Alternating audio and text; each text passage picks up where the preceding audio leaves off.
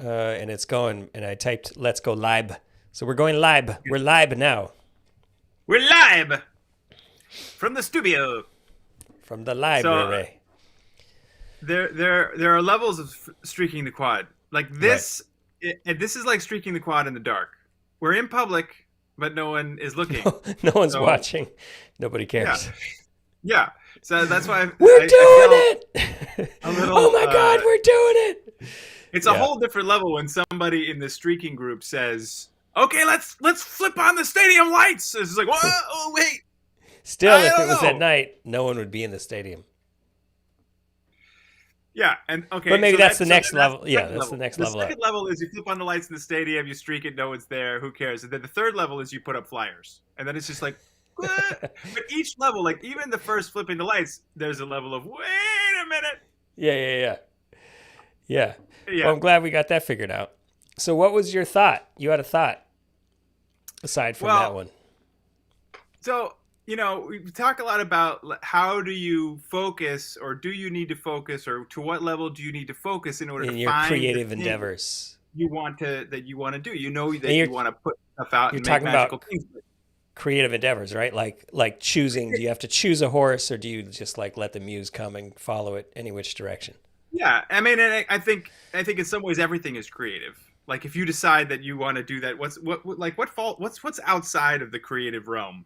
That's I mean, I guess ultimately everything is Yeah. The go-to creative example if would you're be really accounting. inspired, right? And does anybody if somebody wakes up when they're 13 years old and they're just like, I just found the most amazing thing. It's Microsoft Excel. I can all these tables and pivot tables and this and that. And, Well, and you see, can Excel is creative. you maintain that passion. I'm saying, like, if you're that person, then you can be an artist. Like, if you're actually driven to be an accountant, and that because of your love of pivot tables, then I would say that you're driven by a creative desire. If Okay, you but go into just accounting I don't want to because like you nitpick failed in though. some other career, I don't want to then nitpick, that's but like Excel is that's got freedom and creativity. I think accounting is a go-to example because I think it's like there is a ledger and there's a way to use it and you get trained and you use it in the way that you were trained. I don't think it's like open field, right? Excel has a certain amount of open field. I mean, I know we're getting into the details here, but no. I think these details are important because in my mind, if what's in your heart is to be an accountant, that's a creative endeavor. The counter example is you really want to dance, in front of elks, and that's not a viable career. I So have you're like, wanted well, to I'm do good at that. math. I guess I'll be an accountant. And you go in and punch a clock, and you're like, yes, I can do this. You're not driven to do it, Yeah. but I bet there are some people who have true passion for like who get up in the morning and just be like, I love accounting, and that's you can't. I don't think you can love something if it's not creative. If you haven't found a way to make it your own in a creative way. Hmm. That's my controversial statement of the day.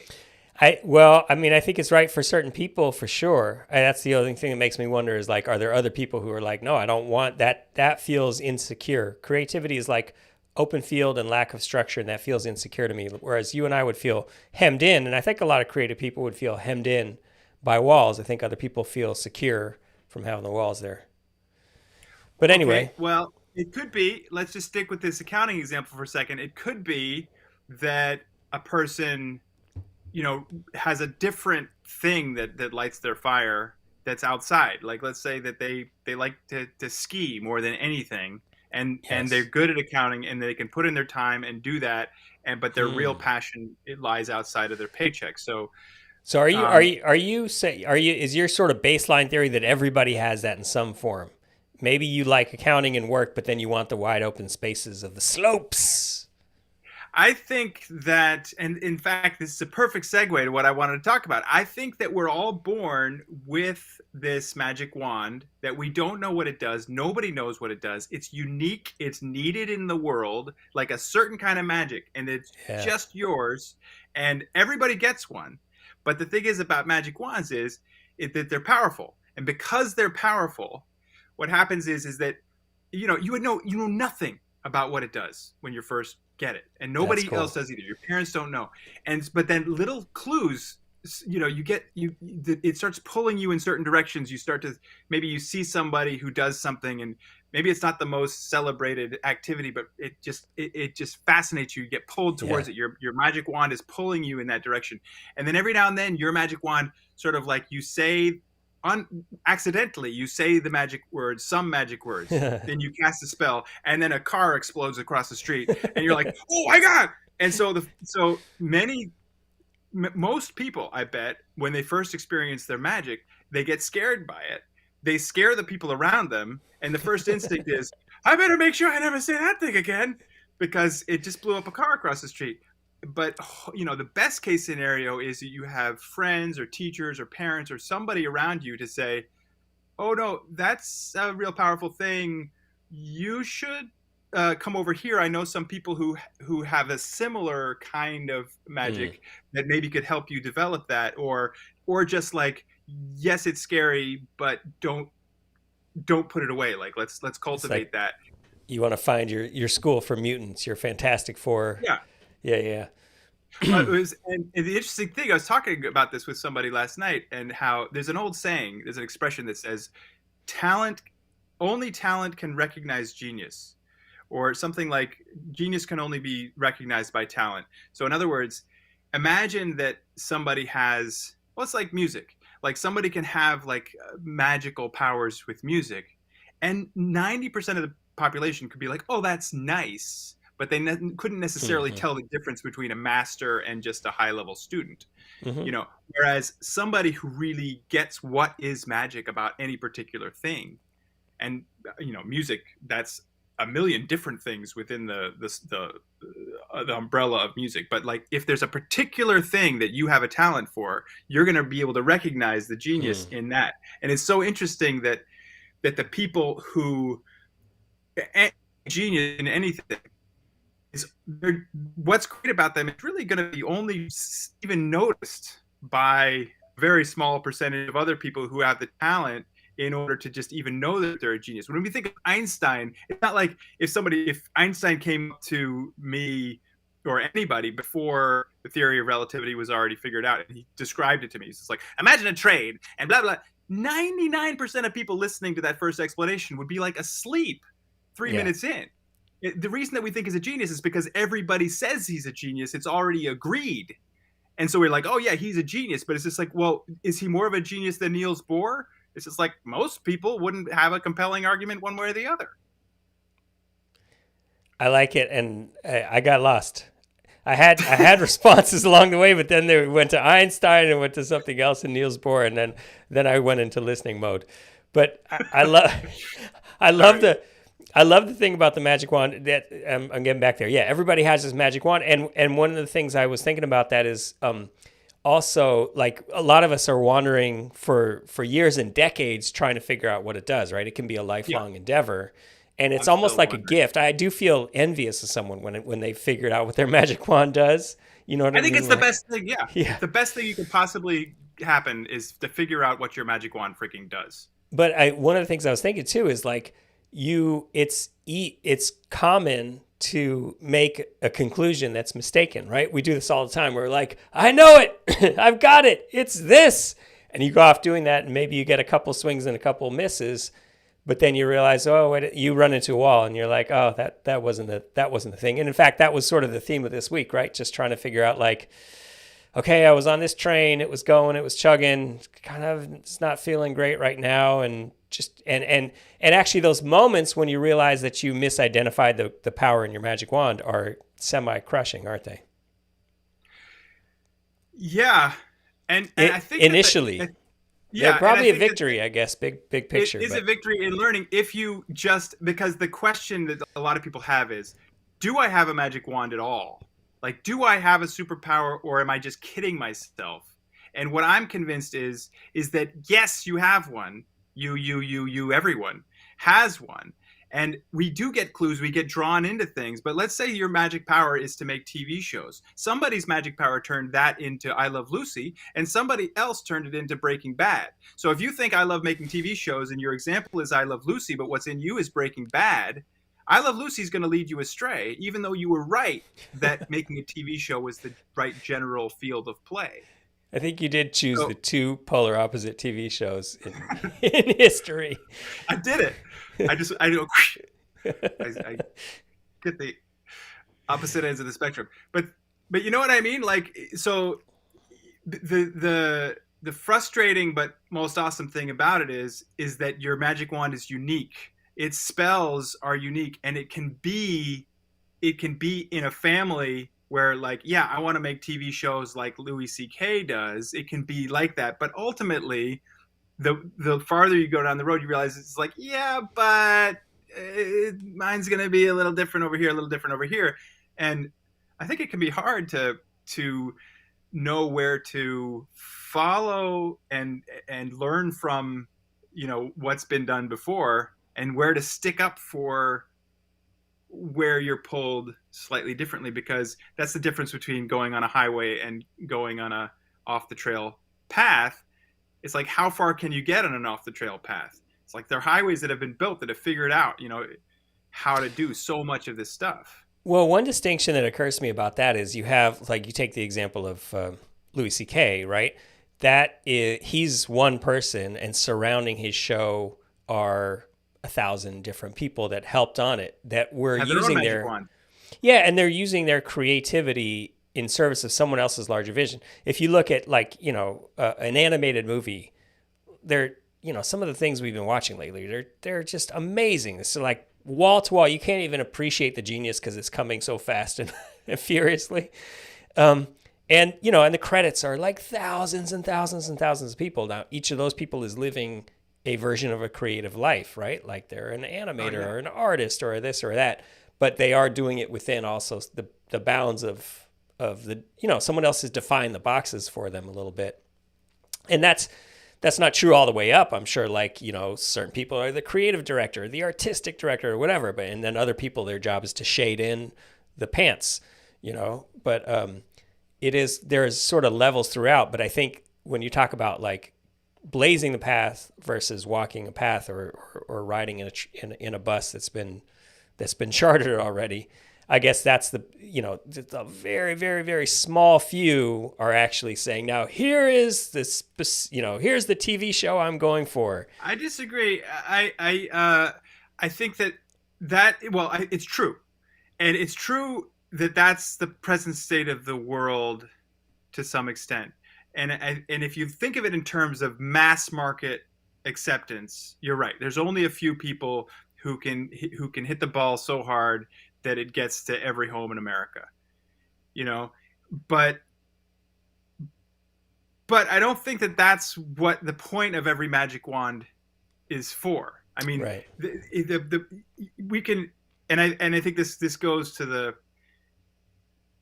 well, I mean, like, just to be a parent. I mean, you use your magic wand hopefully as a parent, and that can be the most significant thing that anyone does with their lives, and that's not to sell it short. Like, you can powerfully give this, like, gift through the generations coming through you to a child that's going to go and do amazing things. This is a probably the most important thing, or not to diminish other things, but it's as important as anything to do with your magic.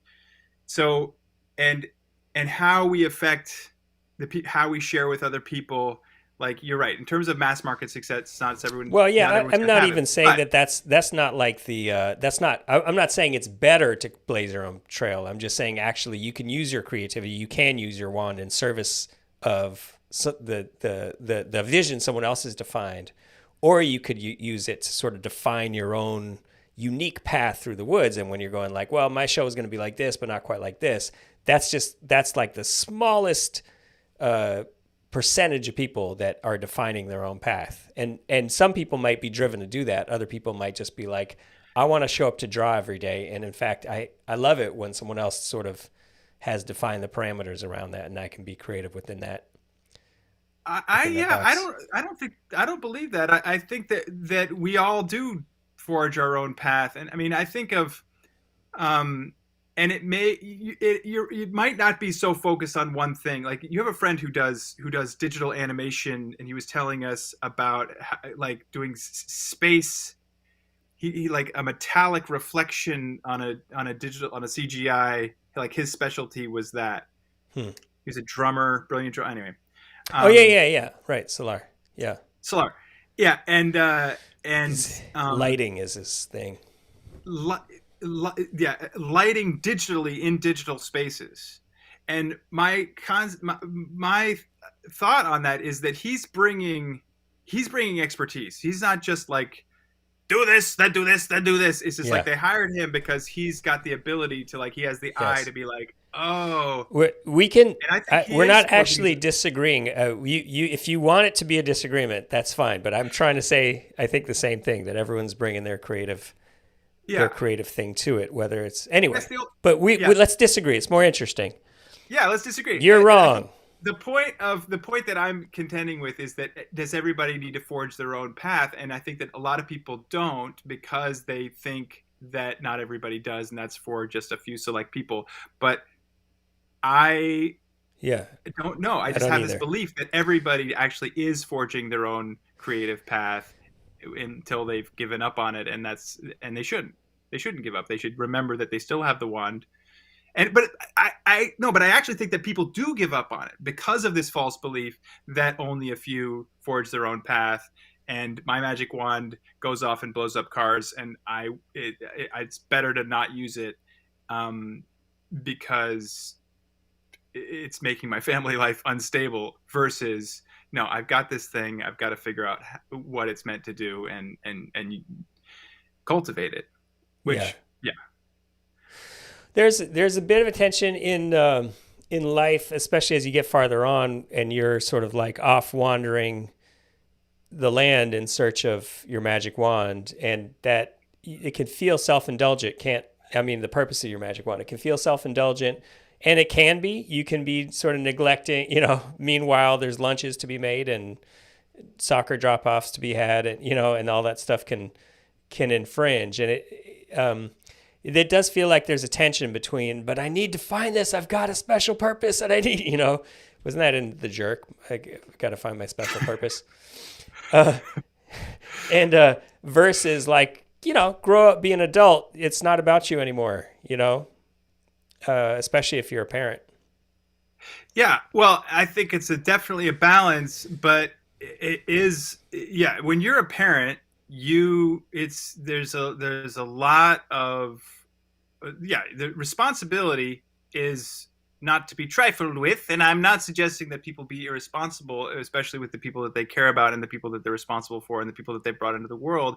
But I do think it's a mistake. I've met a lot of parents that I do feel have sort of like settled into the TV, and they're they'd be doing their kids, themselves, and the world a greater favor. There's a reason. I believe that the reason that we get the wands that we get are because the world needs it. The world has a specific need, and I also think that if you don't use it, that magic will probably pass to others because the world knows, oh, we needed it. Gave the job to this person and they didn't do it. So okay, He next gets a baby hook. in line, give them the magic wand. But you still could cultivate it. You could still figure out what it wants to do and do it, and that will benefit everybody. I like this. But All right. in So balance. if we're making you the expert on this magic wand, so what about when you see someone who's they pretty sure they're using their magic wand, and you're just like, that's embarrassing. That's bad. Are they using their magic wand wrong, or do they just have, because you said the world needs it. What about the people who are just like, ooh, that kind of sucks? I think we need to, and I think that the world is getting better at this. The world is getting better. I mean, but there is sort of I a applaud collective you, understanding. world. Yeah, I think that collectively we're getting better at recognizing that there are learning curves and that we should be supportive. And if somebody's doing something badly, um, doing stuff badly is a lack of skill. and skills can be learned. And you could say, it's just like, gosh, you're tone deaf, man. Why do you desperately need to sing? But a person who is tone deaf, who feels a desperate need to sing, their magic wand is just like, this is it. And it's. I think that probably it's making it harder as they're getting slapped in the face by all these people who are saying, "Don't do it, don't do it." But maybe something else is coming.